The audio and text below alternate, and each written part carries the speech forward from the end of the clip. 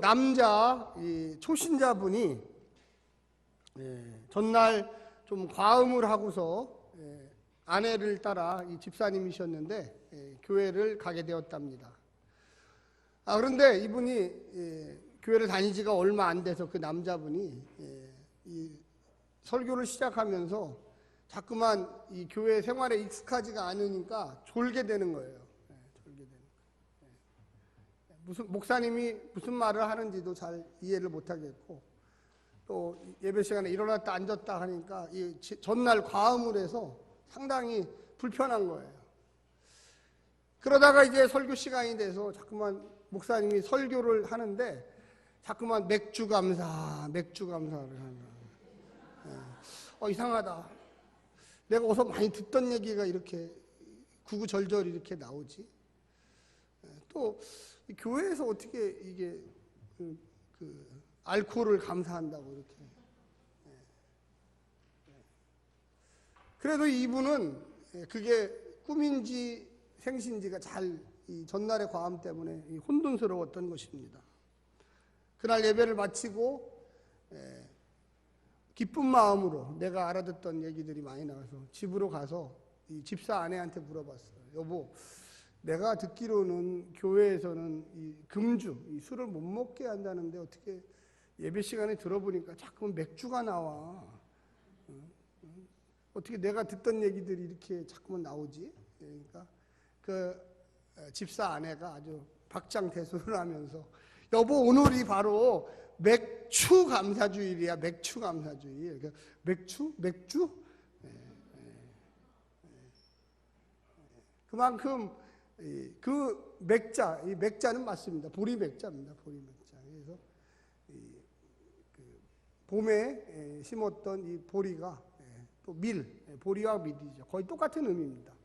그래서 추수를 거두게 돼서 하나님 앞에 감사제를 드리는 것이 거의 보면 이 양력으로 보면, 성경은 음력입니다. 성경은 음력인데 그 양력으로 보면 이 한 해의 중간, 그래서 거의 7월 첫째 주, 6월 마지막 주 이렇게 됩니다. 그래서 우리 한국 교회 전통에 따라 이 맥주 감사주의를 지키는데, 특히 도시 교회들은, 또 요즘엔 농촌 교회도 마찬가지입니다. 맥주 감사주의를 그렇게 크게 의미 있게 지내진 않지만 우리가 후반기를 하나님께 미리 감사하는 마음으로 맥주 감사주의를 지키고 있습니다. 오늘 요새 그 세금 논쟁에 보니까 외국 맥주가 4캔에 10,000원이라고, 국산 맥주가 안 팔린다고 이제 난리예요.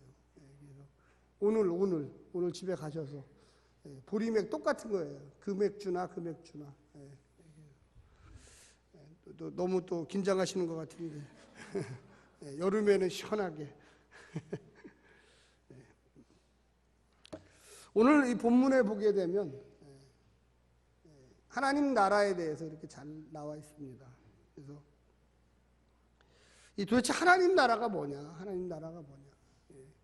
20세기에 들어가지고 이 하나님 나라 개념을 성경에서 아주 확대하면서 발견하게 됐습니다. 그 이전까지는, 왜 20세기 이전까지는 19세기, 18세기 서구 2000년 기독교 역사에서 왜 하나님 나라 개념을 못 발견했을까? 많은 학자들이, 신약성서 학자들이 고민을 했어요. 그런데 20세기 이전까지는 물론 성경을 전문적으로 연구하는 그런 분들도 적었지만, 설사 하나님 나라 개념을 알더라도 이렇게 체험적으로 알기가 상당히 어려웠습니다. 유럽의 이 국가사들을 쭉 보게 되면은 그 나라들이 계속 붙어 있어요. 독일, 프랑스, 이탈리아, 루마니아. 항상 이 전쟁의 개념. 그래서 내가 어느 나라에 속해 있다가 어느 나라를 떠난다는 것을 잘 이해하지 못했고, 또 그렇게 되면 이 국가를 배신한다는 그런 개념들이 굉장히 강했습니다. 우리나라도 그렇죠. 우리나라도 대표적인 나라입니다. 남북한이 지금 이데올로기로 대립해 있습니다. 아직도 우리는 전쟁 중에 있는 나라입니다. 우리가 휴전을 한 거지 정전을 한 건 아니에요. 이제 끝났다, 다시는 전쟁 안 하겠다가 아니라 잠시 총을 놓고 대기하고 있는 것입니다. 남과 북이 지금도 38선에서 거의 400만 명의 젊은이들이 모여가지고 언제 어느 순간에 전쟁을 일으킬지 모르는 그런 비상대기조처럼 늘 근심과 걱정, 그리고 어마어마한 무기들이 지금 남북한을 향하여 서로가 있습니다. 그러다 보니까 이 국가라는 개념이 지나치게 우리를 간섭을 많이 해요. 사실 서구 유럽 사회는 1, 2차 대전을 겪으면서 이제는 과거의 전쟁이 아니라 한번 전쟁이 터지면 너 죽고 나 죽고 모든 사람이 다 죽는다는 것을 벌써 경험했습니다.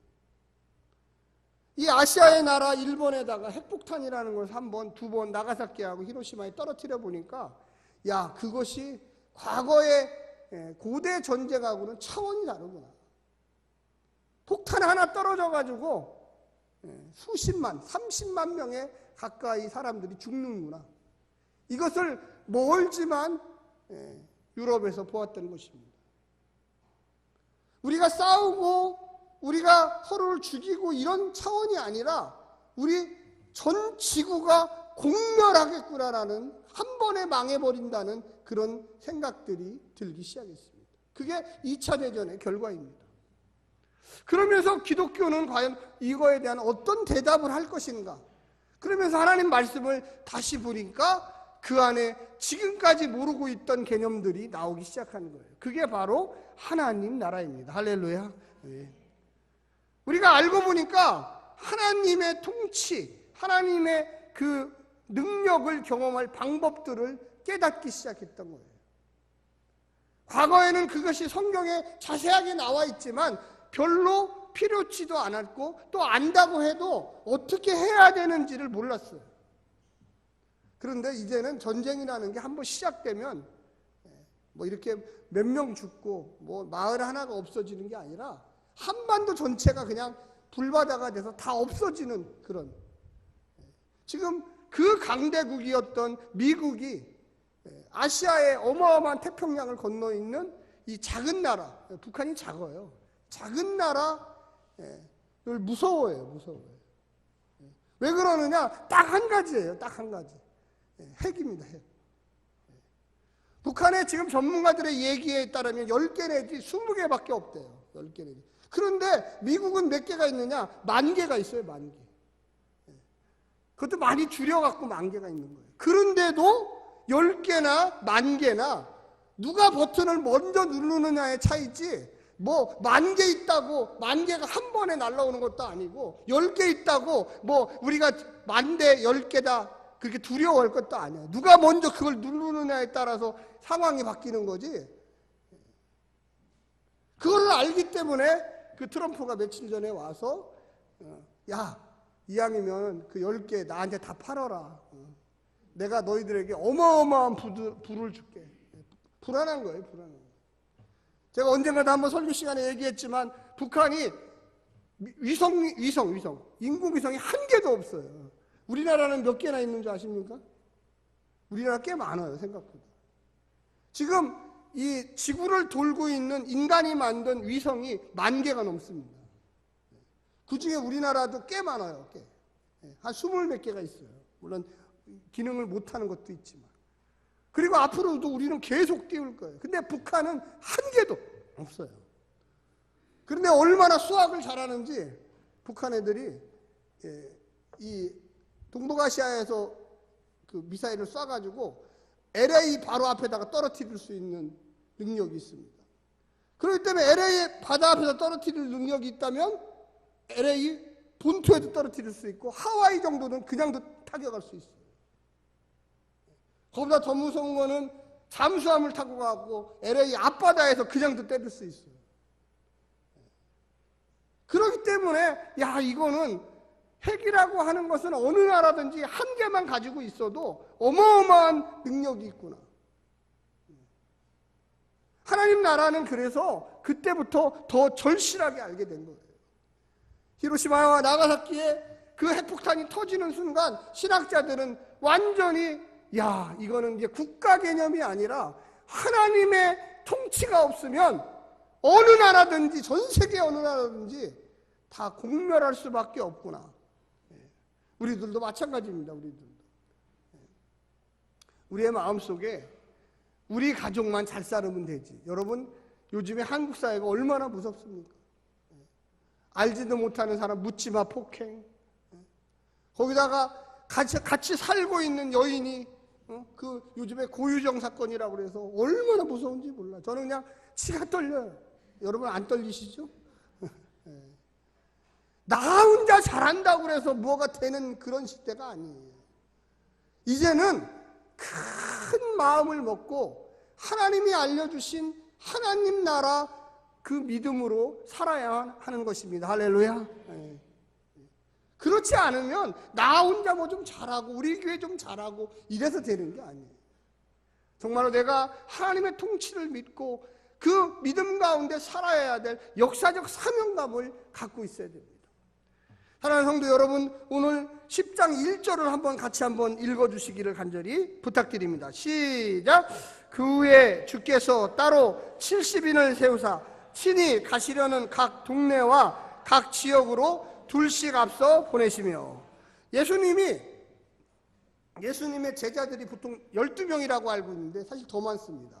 70명도 되고 또 사도행전에 보면 120명도 돼요. 그리고 더 많아서 3,000명도 돼요. 성경에 나오는 숫자들이 점점 많아집니다. 예수님의 제자들이. 왜 그럴까요? 세계 방방곡곡에 복음을 증거할 사람들이 필요했던 거예요. 예수님이 살던 시대에는 세계가 70개나 72개국 정도라고 생각을 했어요.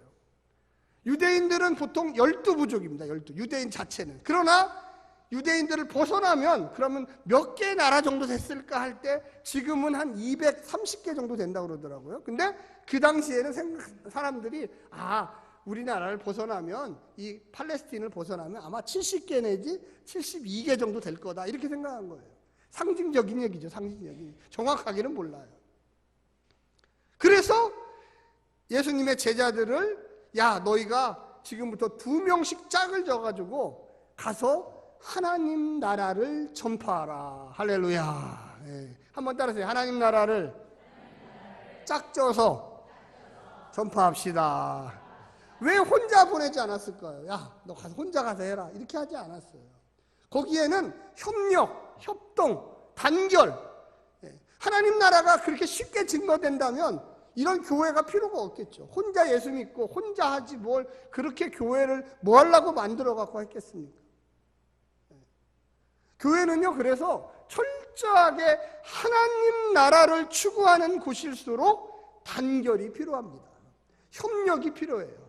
자, 우리 한번 옆에 있는 분한테, 저 보지 마시고 옆에 있는 분한테 한번 얘기해서요. 하나님 나라는 싸우지 말아야 합니다. 하나님 나라는 협력해야 합니다. 네, 맞아요.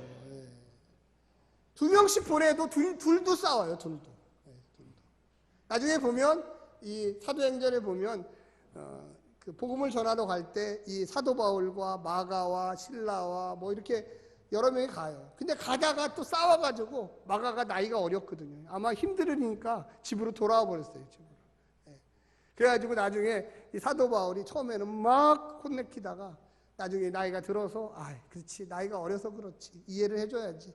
그래서 다시 마가를 받아들이겠다고 이렇게 하는 장면이 나옵니다. 우리 하나님 나라의 가장 기본적인 것은 뭐냐면 그 하나님 나라를 위해서, 그 전파를 위해서 내 모든 것을 양보하는 거예요. 양보하는 거예요. 여기에 보게 되면 보세요. 2절에도 보세요. 이르시되 추수할 것은 많되 일꾼이 적으니 그러므로 추수하는 주인에게 청하여 추수할 일꾼들을 보내주소서 하라. 이 땅에 아직도 복음을 못 듣는 사람들이 엄청나게 많아요. 우리 한국 사회는 뭐 텔레비전, 라디오, 뭐 교회, 길거리에서 많이 그래도 들을 수 있어요. 그런데 지금 저기 있는 그 이란, 이라크, 이슬람 국가들은 복음을 전하기만 해도 잡아가요.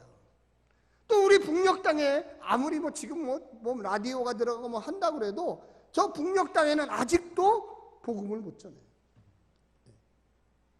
하물며 지금 우리 한국 사회도 역시 마찬가지로 최근에 각종 이단들이 나타나고 기독교에 대한 안티 세력들이 나타나고 또한 기독교 그동안의 100년 동안의 거품들이 커지면서 정통 보수 교단들이 지금 힘을 잃고 있어요.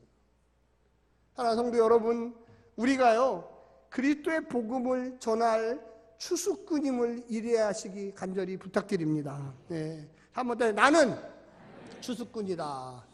한번 크게 해서 나는 하나님 나라 추수꾼이다.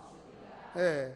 제가 이 목요일마다 금요일마다 이번 주에는 이제 목요일에 합니다. 이제 여름이라 목요일에 하는데 붕어빵 이렇게 하면서 보니까 우리 추수꾼들이 점점점 늘어나요. 우리 행복한 교회 할렐루야. 박수 좀 한번 쳐주세요. 네. 네. 그래서 얼마나 감사한지. 물론 꼭 뭐 목요일만 나온다고 무슨 추수꾼이나 할 수는 없어요. 각자 직장이나 또 학교나 또 여러 군데에서 내가 복음을 전하면 당연히 추수꾼이죠.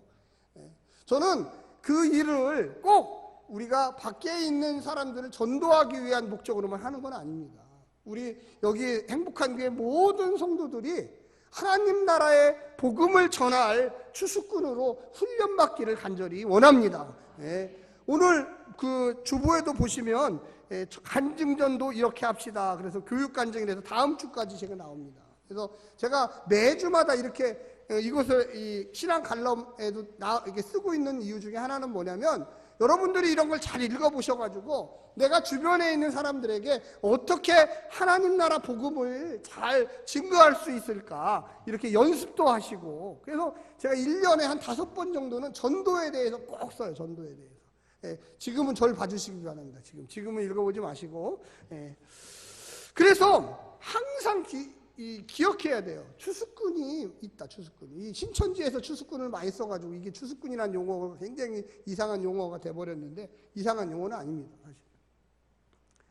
우리가 기억할 것은 뭐냐면 우리 한국 사회예요. 자, 저를 보십시오. 우리 한국 사회에 의사들이 굉장히 많습니다. 그런데 아주대학교에 그 권역별 외상센터의 이국종이라는 그 의사를 아실 것입니다. 왜 우리나라에 그렇게 정형외과 뭐 무슨 과 막 응급실 의사들이 그렇게 많은데 왜 이국종이라는 그 한 사람을 그렇게 열심히 쳐다볼까요? 그분이 헬리콥터를 사달라고 그랬어요. 국회에.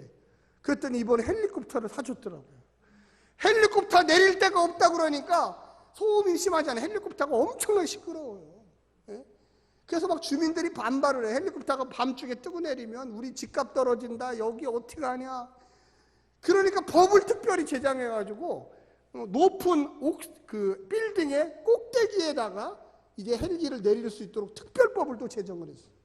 아니 한국에 그렇게 많은 정형외과 의사가 있는데 왜 그 사람의 말을 그렇게 기울일까요? 귀를 기울일까요? 한번 따라서 해주십시오. 그는 위급한 상황에 날아가서 살려야 한다. 그의 삶을 그 다큐멘터리 형식으로 일주일간 쫓아가면서 그가 어떻게 살고 있나를 이 다큐멘터리로 하는 걸 제가 잠시 봤습니다. 다 보지는 못했어요. 그런데 정말로 대기를 하고 있더라고요. 군대 가면 5분 대기줄 하고 있는데 대기하고 있어요.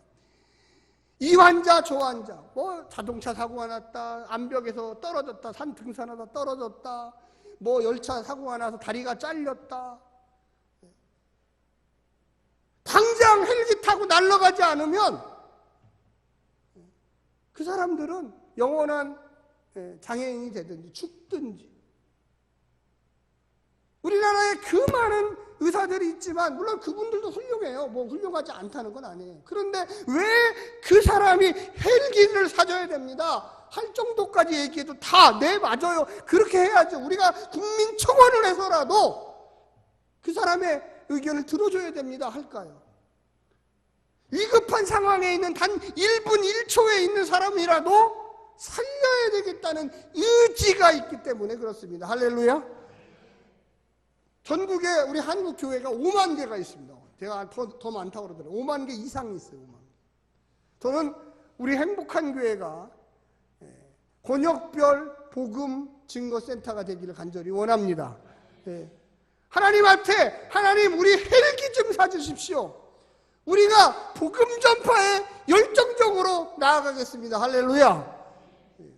기독교 역사 2000년 역사 속에 복음을 증거하는 교회는 망하지 않았어요. 화합하는 교회 망하지 않았어요. 복음 전파를 위하여 내가 하나님 생명을 바치겠습니다 하는 교회 점점 확대됐지 절대로 줄어든 경우가 없어요. 오늘날의 한국 교회가 자꾸만 줄어든다고 걱정을 해요. 근데 저는 그거는 본질을 회복하면 교회는 절대 줄어들지 않아요.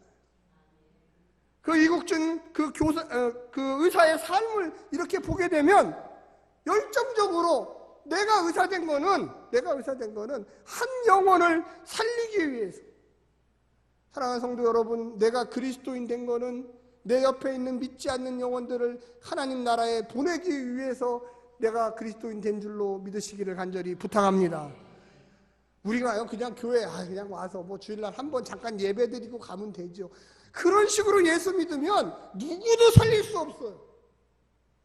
제가 늘 여러 번 얘기하지만 이렇게 무더운 여름에 그 100도가 넘는 그 뜨거운 가마예요, 가마. 우리 성도들 해보고 싶다고 막 자꾸만 그러는데 제가 못하게 하는 이유는 다칠까 봐 못하게 해요. 가마예요, 가마. 뜨끈뜨끈해요. 그냥 살짝만 저도 여러 군데 됐어요, 벌써. 그 작은 것도 그거 하나 때문에 한 영혼이라도 복음을 듣기를 간절히 원하는 마음이에요. 할렐루야. 우리가 그거보다 더한 것도 해야 돼요. 뭐 그거 정도 그 우습게 생각해요. 복음의 열정이 우리 속에 있고 하나님 나라를 어떻게 증거할까? 단지 이 자리에 뭐 몇백 명이 앉아서 예배드리고 그런 차원이 아니에요. 이 영혼이 어느 날 갑자기 죽을지 몰라요. 이 영혼이 어느 날 갑자기 죽어서 복음을 못 들고 그냥 하늘나라로, 지옥으로. 여기 보게 되면 뭐라고 나와 있습니까? 여러분 한번 3절 말씀을 크게 읽어주십시오. 시작. 갈지어다 내가 너희를 보냄이 어린 양을 이리 가운데 보냄과 같도다. 양과 이리 어떤 겁니까? 우리 요즘에 뭐 다큐멘터리 뭐 동물의 왕국 하도 많이 나와가지고 뭐 잘 제가 얘기하냐면 잘합니다. 이리들이 어린 양, 큰 양도 아니고 어린 양 정도는 그냥 막 가서 한 번에 목을 콱 물어가지고 뜯어먹어. 예수님이 야 하나님 나라 전하러 보내는 너희들이 어린 양이다. 어린 양. 위험의 순간 항상 나를 잡아먹으려고 하는 이 사단들이 득실득실한 곳에 여러분과 저를 하나님 나라 복음 전파를 위해서 보낸다는 거예요. 할렐루야. 그래서 단합이 필요한 거예요. 그래서 연합이 필요한 거예요. 그래서 힘들고 어렵고 그 다음 얘기가 전부 다 그런 얘기예요. 어느 지역에 가글랑 어느 집에 들어가라. 이런 사람들을 뭐라고 하냐면 떠돌이라고 그래요. 우리 한국에 130년 전에 복음이 들어와서 한국 사람들이 처음으로 선교사들에 의해서 예수를 받아들일 때 이 본문을 보고서 깜짝 놀란 거예요. 깜짝 놀란 거예요. 그래서 우리 침례교회 성조들이 이 130년 전의 선조들이 침례교회 선조들이 이대로 쌀을 한 말을 짊어지고 복음을 들고 시베리아까지 가서 걸어서 가서 시베리아까지 지금 원전이 있는 이 고리 그쪽에 있는 분들이 남자들이 3명 4명씩 쌀을 짊어지고 나가가지고 시베리아까지 가서 복음을 전하다가 돌아오다가 배가 뒤집혀갖고 다 죽어버렸어요. 여러분 여기에 나와 있는 얘기가 2000년 얘기가 아니에요. 우리가 생각할 때 복음을 왜 꼭 그렇게 전하지? 그렇게 꼭 전해야지 되나? 좀 신사적으로 멋지게. 여러분 복음은요, 영적인 전쟁이에요. 할렐루야. 전쟁할 때 무슨 웃으면서 야 내일 싸우자. 네가 폭탄 하나 우리한테 던졌으니까 나도 한번 던져볼게. 이렇게 싸우나요? 여기에 보게 되면 뭐라고 나옵니까? 4절에 전대, 돈주머니죠. 배낭, 신발을 가지지 말며 길에서 아무에게도 무난하지 말며. 잡담하지 말라는 거예요. 내가 복음을 전하고 가고 있는데 어떤 사람이 친구야 안녕, 너 어디 가냐, 산에 가냐? 아니, 나 갈 게 있어. 돈 500만 원 챙기고 수표 챙기고 카드 챙기고 나 또 가다가 설사할지 모르니까 설사약도 챙기고 또 저쪽에 가다가 다리 삘지 모르니까 파스도 몇 개 챙기고 이러면 복음 못 전한다는 거예요. 우리의 삶이 늘 이런 식이에요. 이것 때문에 안 되고 저것 때문에 안 되고 이것 때문에 안 되고 바빠서 안 되고 어디 가야 되고 그렇게 해서 어떻게 하나님 나라를 증거할 수가 있겠습니까? 아파도 전하고 돈이 없으니까 너무 감사해서 전하고 할렐루야. 시간이 없는데 시간을 내서 전하고 내 삶의 우선순위가 하나님 나라를 증거하는 그곳에 내 인생의 목표가 있다고 생각해야 합니다. 할렐루야. 옆에 분한테 한번 얘기하세요. 당신의 인생의 목표는 무엇입니까? 시작. 당신의 인생의 목표는 무엇입니까?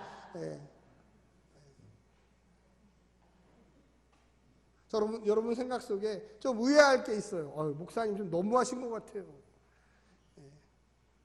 어떻게 그렇게 얘기를 하십니까? 우리가 월요일부터 토요일까지 얼마나 열심히 일했는데 하루는 좀 쉬야죠. 주일날 좀 편안한 마음으로 와서 예배드리고 싶습니다. 좀 축복의 말씀을 좀 주십시오.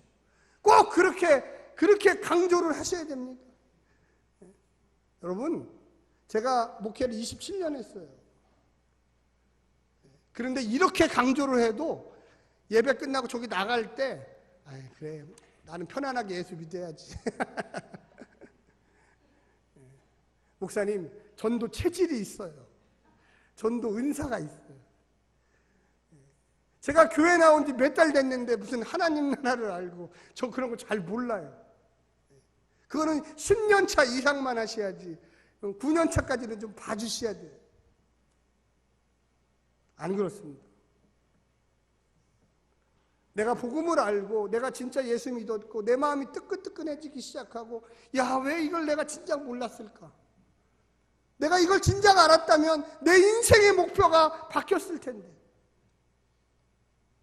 내가 조금 돈 좀 더 벌어보자고 내 자식 좀 잘 키워보자고 거기에 목표가 아니라 내가 영원하신 하나님 나라에 대한 그 복음을 내 옆집 앞집 뒷집 내 근무하는 그 생활에 직장에 그곳에 좀 전했을 거예요.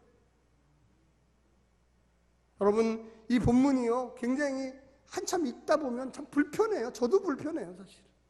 그러니까 그러는 조목사는 도대체 어떻게 했는데 한번 얘기 좀 한번 해보시오.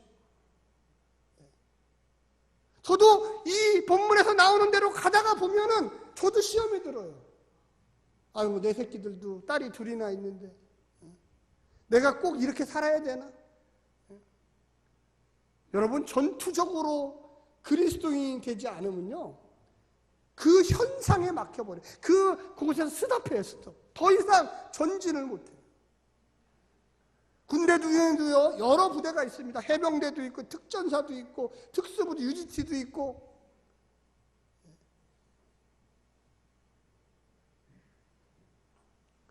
해병대만 제대해도 우리 교회 해병대 분 있으시죠? 우리 집사님 중에 해병대만 제대해도 어디 가면 내가 해병대 맥기라고.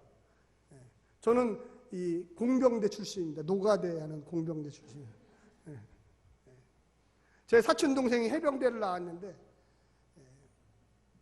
저하고 나이가 한 살 차이에요. 70년생, 저 69년생인데 할머니가 돌아가셨어요. 90 몇 세 되신 할머님이 딱 돌아가셔서 거의 나이가 똑같으니까 같이 군대를 갔어요. 저는 공병대를 가고 그 친구는 해병대를 갔어요. 저는 할머니가 돌아가시자마자 연락을 받고 강원도 현리에서 즉시 왔습니다. 그 친구는 오지도 않더라고. 그래서 안 오나? 그랬더니 그 다음날 왔어요. 새벽에 왔어요. 딱 둘이 만났죠. 저도 군복을 입고 있고 거기도 해병대 군복을 딱 입고 있고 딱 만나는 순간 제가 얼굴을 딱 봤는데 저는 얼굴이 좀 크잖아요. 그죠? 근데 그 친구는 원래도 얼굴이 작았는데 얼마나 훈련을 열심히 하고 왔는지 정말로 얼굴이 반쪽, 제 얼굴이 반나네. 거기다가 저는 눈을 딱 마주치는 순간 저는 제가 군인이 아니구나. 저는 제가 군인이 아닌 줄 알았어요. 눈이 번쩍번쩍거리고 그 해병대 눌러쓴 이 모자가 딱 있는데 눈도 안 보여 잘.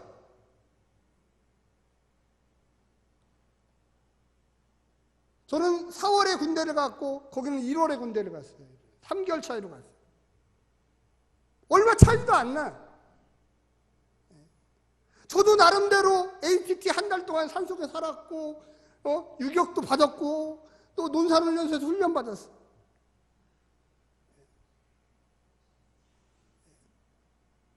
막 저는 그때 2등병이었고 거기는 1병을 달고 왔어요. 1병. 그런데 군인이 달라.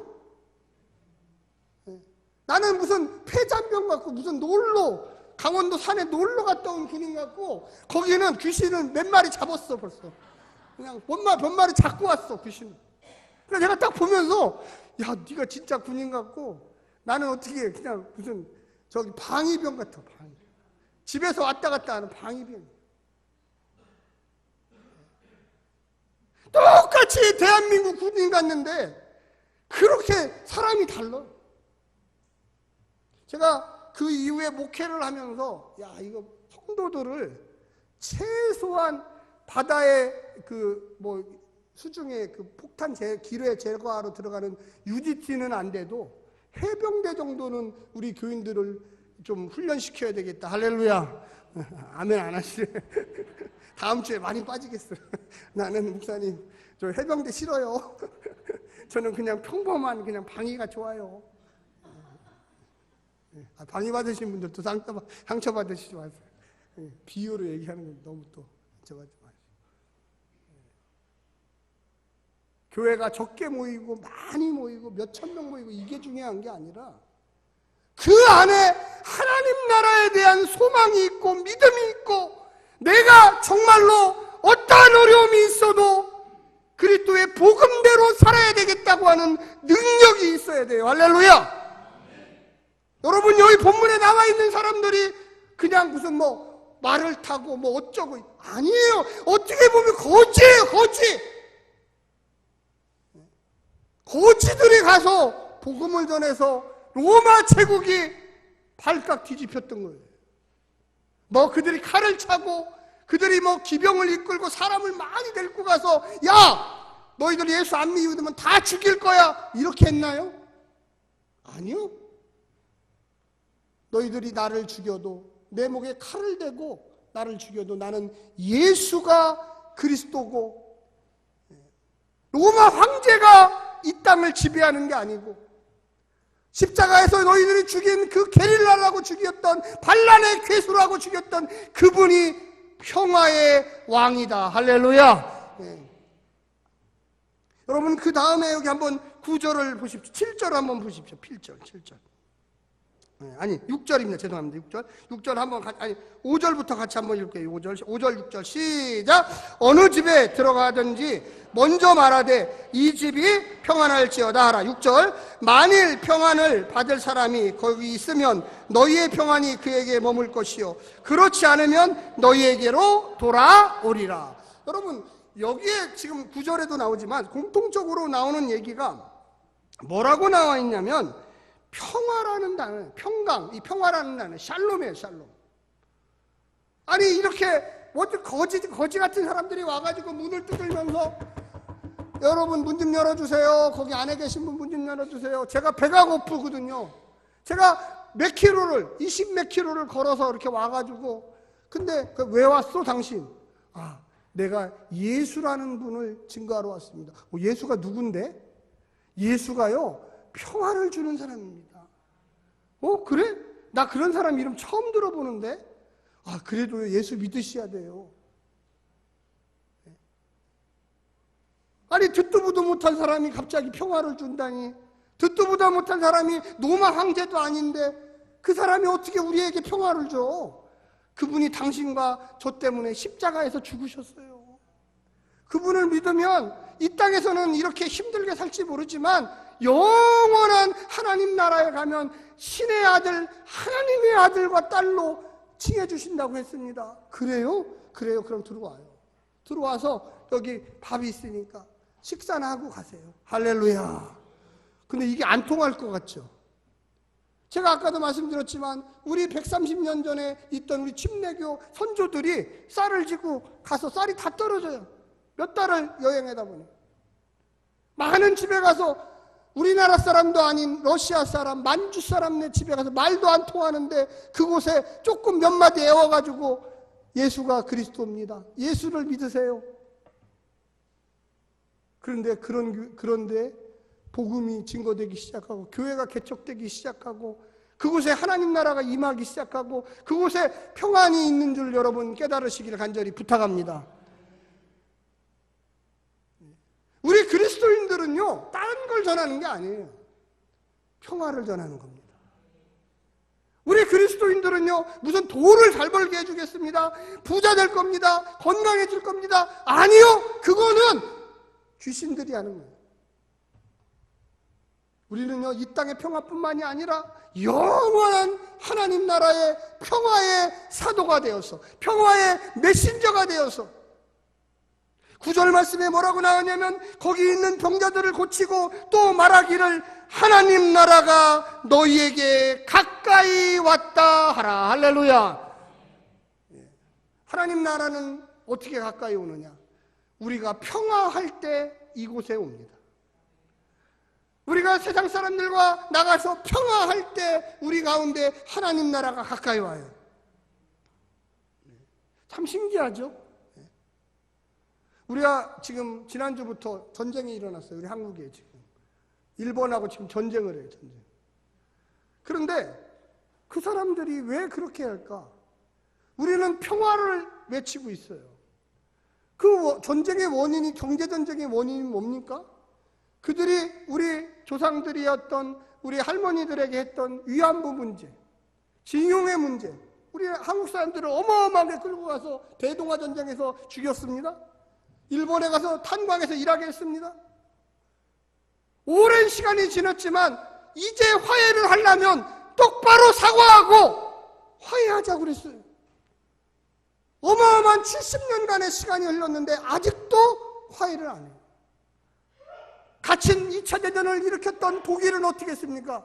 아우슈비츠에서 무려 600만 명이라는 사람을 죽였는데 지금도 기회가 있을 때마다 미안하다, 죄송하다.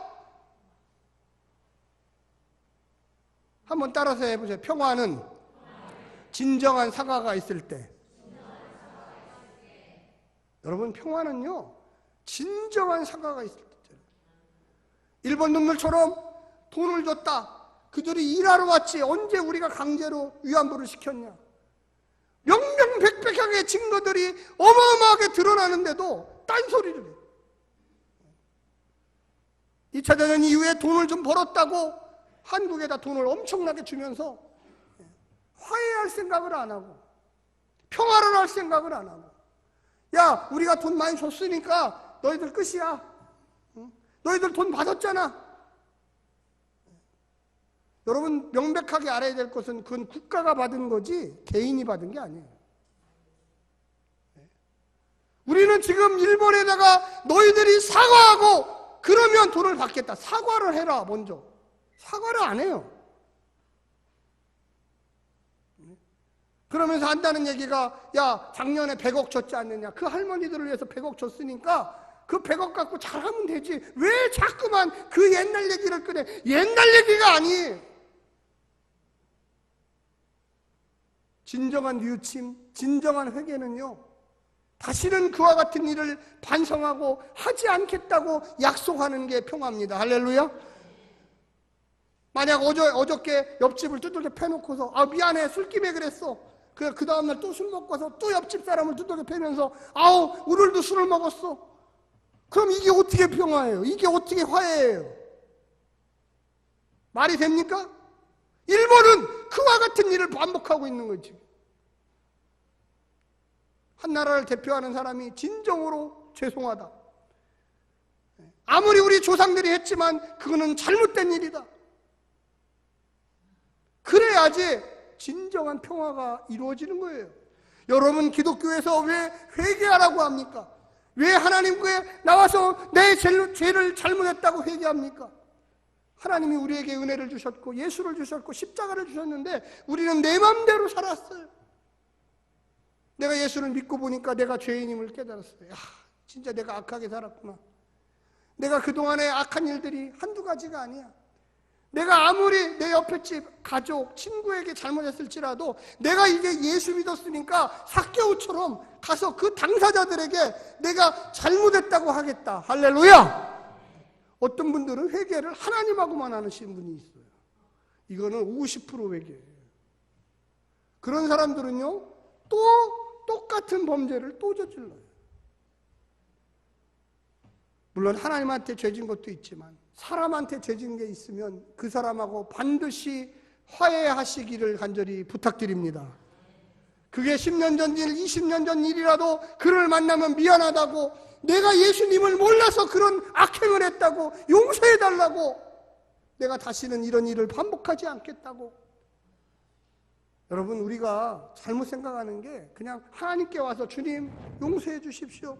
주님이 뭐라고 그랬습니까? 너희가 성전에 나와서 기도할 때에 먼저 형제하고 의상한 일이 생각나가던 그 형제를 찾아가서 화해를 하고 하나님께 나와서 기도하라고 그랬어요. 할렐루야. 그래야지 응답하신다고 그랬어요.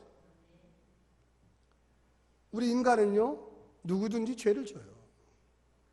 죄 짓는 게 인간이에요. 그런데 또 인간은 회개할 줄 아는 게 인간이라는 걸 여러분 깨달으시기를 부탁합니다. 작년 일, 재작년 일 다 잊어버렸을 거야. 아무도 모를 거야. 아니요. 그 사람은 알고 있고 그 사람의 마음에 아직도 무언가 어려운 일이 있어. 그럴 때 주님이, 야, 네가 진정 나의 제자고 내 아들, 딸이면 가서 그 사람하고 화해를 해라. 내가 그 사람의 마음을 녹여놓겠다. 네가 먼저 찾아가서 손을 내밀고 미안하다고, 내가 옛날에는 잘 몰랐다고. 여러분, 여기에 나오는 이 얘기가 그냥 얘기가 아니에요. 그래서 그리스도인들이 참 부끄럽죠. 사실 그런 얘기를 한다는 게 얼마나 자존심 상하고, 아이 참, 뭐 나만 잘못했나? 그 사람은 잘못 안 했어. 나보다 더 많이 잘못했어. 그 사람이 알고 보면. 그런데요, 그 사람이 설사 10개를 잘못하고 내가 1개를 잘못했을지라도 그 사람한테 가서 나의 1개를 용서해달라고 비는 것이 우리 그리스도인들이에요. 할렐루야. 그럼 하나님이 그 기도에 응답하셔요. 그가 지금까지 문제 있었던 걸 하나님이 모든 환경을 다 뒤바꿔서 풀어주셔요. 그리스도인이라는 건 다른 게 아니에요. 우리의 삶 속에 어떤 분들은요, 자기 자신하고도 화해를 못 하시는 분이 있어요. 끙끙 앓는 사람이 있어요. 제가 나중에 한번 다른 시간에 설교할 때 설명을 한번 드리겠지만, 우리는요, 화해의 사람이에요. 우리는 평안의 사람이에요. 우리가 늘 외쳐야 될 것은 어디 가서든지 당신을 사랑하고 평안하고 용서하고 저 자신도 용서를 좀 부탁드려요. 한번 옆에 사람한테 한번 얘기하세요. 저 한번 따라서 하십시오. 나는 죄인입니다. 저를 용서해 주십시오. 저는 참 부족한 사람입니다. 그럼요, 어떤 사람이라든지 다 용서해 줘요. 그래요. 나도 알고 보면 부족한 사람이에요. 그런데 어떻게 나한테 와서 그런 용기를 냈어요? 벌써 몇십 년 전 일인데. 제가요, 그동안 예수를 믿었어요. 제가 교회 가서 보니까 우리 목사님이 20년 전, 30년 전 잘못이라도 그 대상자가 있으면, 그 대상자가 혹시 죽었으면 그 자손에게라도 가서 내가 당신의 아버지, 어머니에게 이런 잘못을 했다고, 미안하다고 이렇게 하라고 그랬어요. 저도 여기까지 오기가 그렇게 쉽지 않았어요. 참 힘들었어. 너무 힘들고 내가 꼭 이렇게까지 해야만 하는가 이렇게 생각했어요. 그런데 하나님이 제게 용기를 주시고 힘을 주시고 능력을 주셔서 내가 당신한테 찾아와서 미안하다고, 이렇게 얘기하는 거예요. 용서해 주시고 저는 진짜 평안하게 살고 싶습니다. 그럼요, 그 마음에 평안이 생기겠어요? 안 생기겠어요? 다리 쭉 뻗고 이제 자요. 하나님, 제가 참 어려운 일인데 오늘 했습니다. 오늘 가서 진짜 눈물을 흘리면서 그 사람에게 용서해 달라고 했습니다. 하나님이 그 가족의 모든 일들을 풀어주시면서 그 가정에 하나님 나라가 임하실 줄로 저는 믿습니다. 여러분의 성도 속에, 우리의 삶 속에 혹시라도 그런 일들이 발견되면 아내고 남편이고 자식이고 이웃이고 또 먼 친척이라도 반드시 그와 같은 일들을 이루시기를 간절히 부탁합니다. 하나님 나라는요, 멀리 있는 게 아니에요. 우리 가운데 있어요. 우리 행복한 교회가 하나님 나라로 가득 차기를 전전 원합니다. 제가 이렇게 위에서 이렇게 보잖아요. 설교 시작할 때하고 끝날 때 보면 얼굴이 확 펴 있어요. 옆에 분들 한번 좀 바라보세요. 웃음밖에 안 나오시죠? 얼굴이 확 펴 있는 거예요. 얼마나 감사하고 즐거운지. 우리 행복한 교회 가운데 늘 하나님 나라가 함께하기를 간절히 원합니다. 세상에 나가셔서 하나님 나라를 외치시고 복음을 외치시고 평화를 외치시는 성도들 되시기를 간절히 부탁드립니다. 기도하겠습니다. 사랑의